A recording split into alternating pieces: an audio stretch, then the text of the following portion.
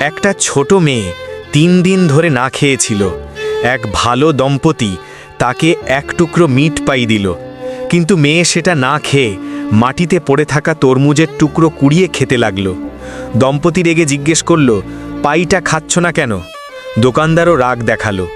তখন মেয়েটি কাঁদতে কাঁদতে দেখালো কাছেই একটি নোংরা কাপড় পরা অসুস্থ মহিলা বসে আছে।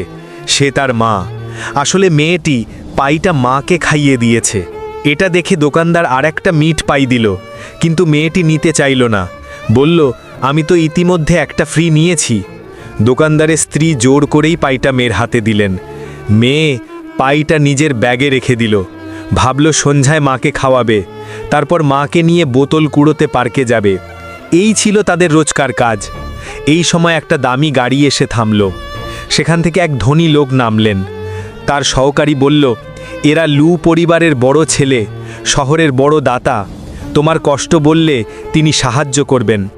লোকটার মুখ দেখেই মেয়েটির মা হঠাৎ কাঁপতে কাঁপতে বসে পড়ল, কারণ তিনি এই লোকটার স্ত্রী ছিলেন, অনেক দিন ধরে আলাদা। 7 বছর আগে তারা একে অপরকে খুব ভালোবাসত। ছেলে সত্যি পরিচয় বলতে যাচ্ছিল, এমন সময় সে গুরুতর অসুস্থ হয়ে কোমায় চলে যায়।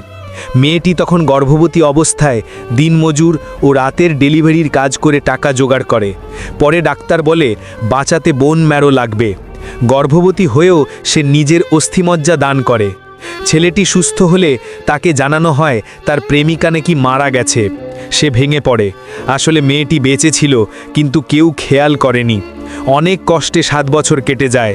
ছেলেটি প্রতি বছর তার স্মরণে পূজা করত। একদিন হঠাৎ রাস্তায় সে ওই নারী আর তার মেয়েকে দেখে থেমে যায়। এভাবেই তাদের আবার দেখা হয়। এই ভিডিওর পার্ট 2 লাগলে কমেন্টে পার্ট 2 লিখে যাবে।